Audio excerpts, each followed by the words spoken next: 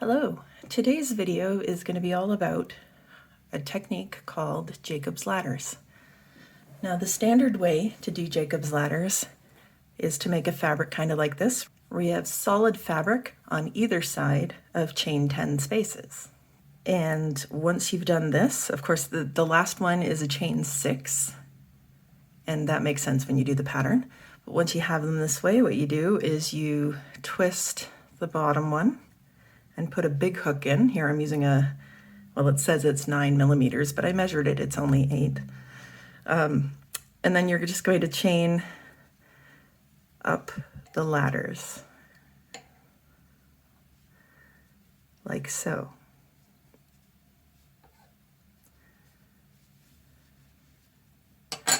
So you're left with a fabric that looks kind of like this.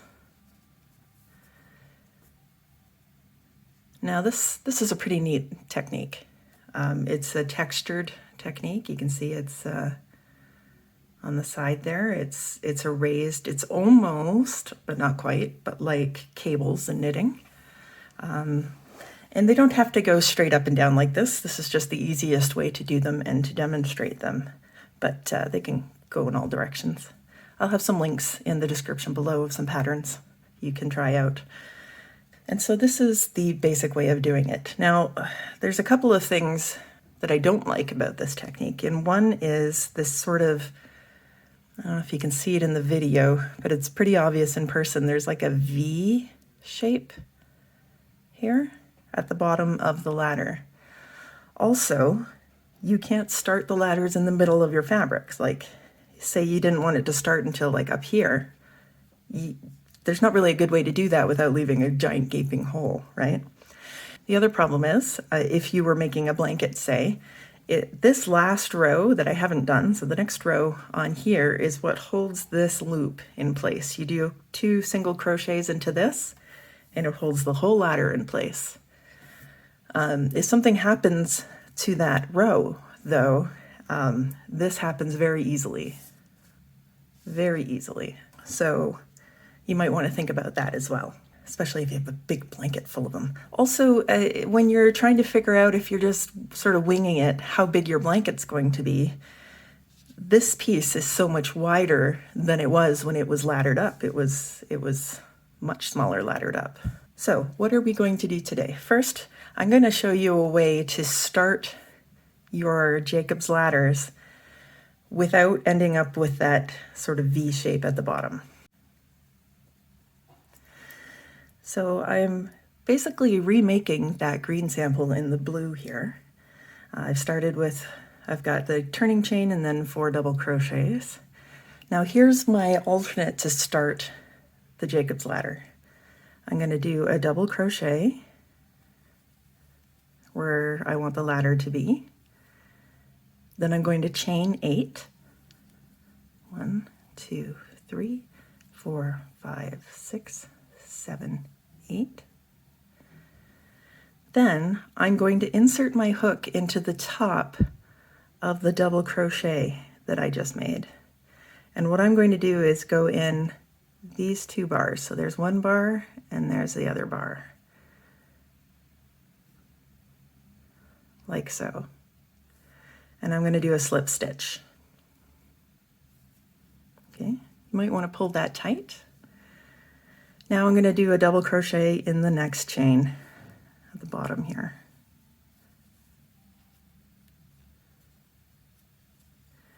And that's the start of my ladder. I'm going to finish the row and you'll see what it looks like. So there's my finished row. I've got a row of double crochets with this loop sticking out at the top. I'm going to go ahead and continue the pattern as it normally would be. So if you were doing Jacob's ladders in a pattern, you would change every 10 stitches you skipped in the base chain to 2. So you're going to have to do some math. So where there's 10 chains that you're skipping, you're going to make that 2. And instead of doing the chain 10 space on your first row, you're going to do this double crochet, chain 8, slip stitch to the top, double crochet. To do your second row, you'll work across. So in this example, I have 5 double crochets on each side. I got my turning chain and 4 double crochets. And now we're at this alternate Jacob's ladder right there. I'm going to do my chain 10 space. 1, 2, 3, 4, 5, 6, 7, 8, 9, 10. I'm going to skip the 2 double crochets that are under the loop here, and I'm going to work into the next double crochet and then continue to the end for a total of 5 double crochets on this end as well.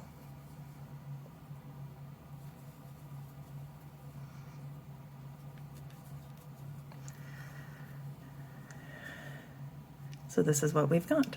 Now I'm going to do another bunch of rows, so it's the same size as our green example, and show you what it looks like. So this is what it looks like when you continue with the regular Jacob's ladders pattern after you do your alternate method at the bottom.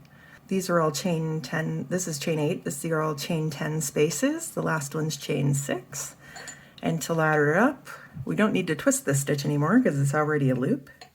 We just do the same thing.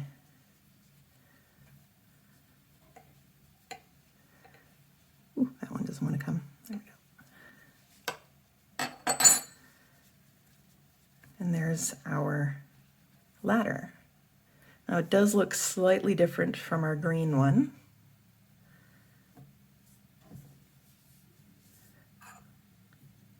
We'll ladder it up.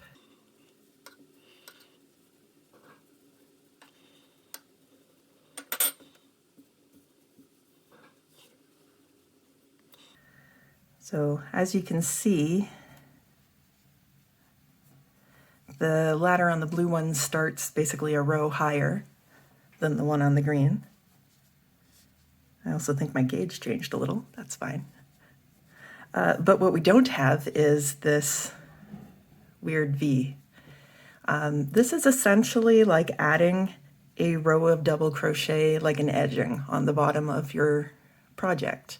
However, if you were to add a row of double crochet along the bottom here after the fact, you still have the problem of working into this V and trying to make it not look weird. I much prefer this method.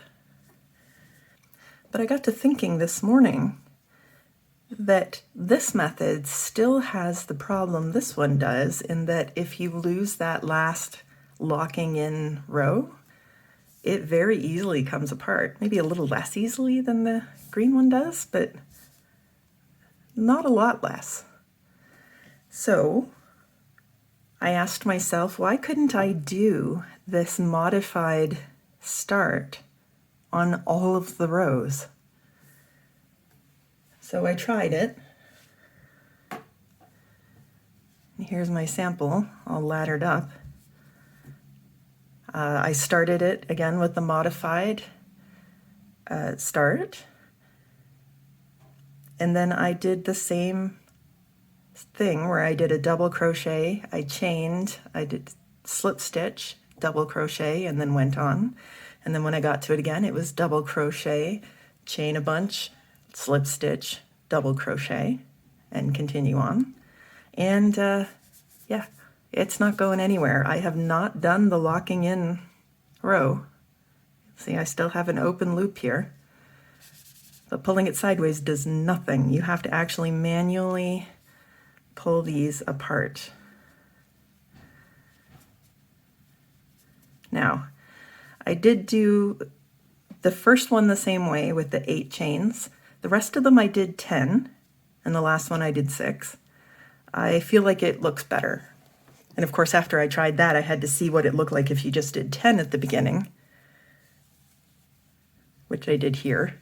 And I feel like it's a little too gapey for my preferences. But if this looks perfectly good for you, just do 10 on all of them, do 6 on the end.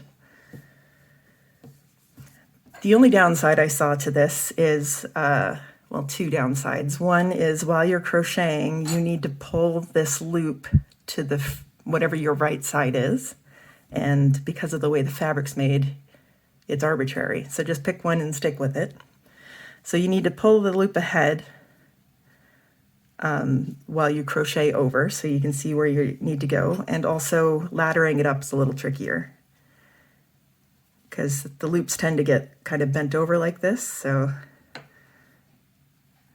I don't know. It's not a huge difference. Yeah, look at that. Okay, there we go. But I think it looks great. It's more stable. The back looks almost like straight double crochet. You've got a very small hole at this back. You still have the texture, which I'm very bad at showing, but there you go. We still have the texture of the ladder. So here we have, I've done the 5 double crochets already. I'm doing foundation stitches this time around, not working into a base chain. And I'm about to do my alternate Jacob's ladder start. So I'm going to do a double crochet, foundation stitch style. I'm going to chain 8, 4, 5, 6, 7, 8. I'm going to slip stitch under those 2 bars. I'm going to do another double crochet, foundation version.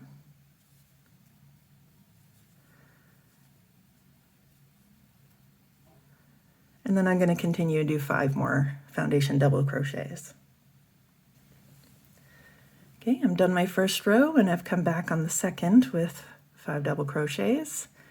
And now it's time to make my next ladder. So I'm going to double crochet in the next stitch. I think I'll fold the loop forward just to keep it out of the way. I'm going to chain 10 this time.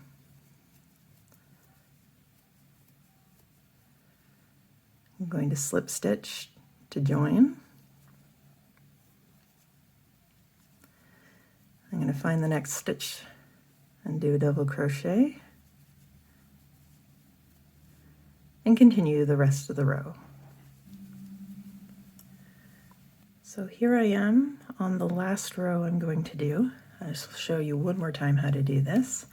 This time we're doing the last ladder, so I'm going to double crochet to the top of the ladder below, chain 6 this time, insert my hook in there so I can slip stitch, double crochet on this other side here, and then double crochet to the end.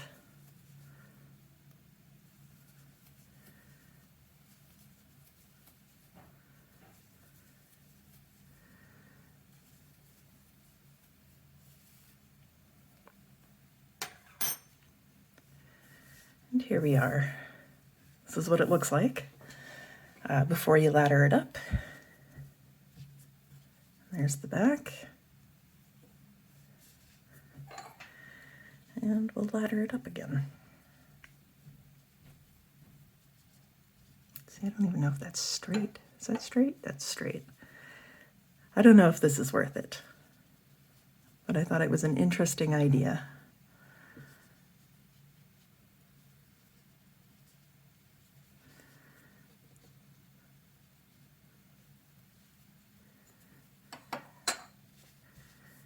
There we go. So again, this sample was made by doing the modified ladder start with 8 chains, and then 10 chains, 10 chains, 10 chains, 10 chains, all modified starts. And the last row was 6 chains on the modified start. It's quite an interesting idea. I'm going to have to play with more, and I wanted to share it with you all. So in conclusion, especially since I had to re-ladder up this original green one, that's the regular way to do Jacob's ladders, I think my favorite method is still the one in the middle with the modified start and then follow the pattern as usual for the rest. This is very interesting. I'm going to play with it a little more to see what all it can do. And I hope that this helps you out with doing Jacob's Ladder patterns and maybe tweaking them a little to fit the aesthetic that you're looking for. See the description for some links to some Jacob's Ladder patterns that you may want to apply some of this to. Thanks for watching.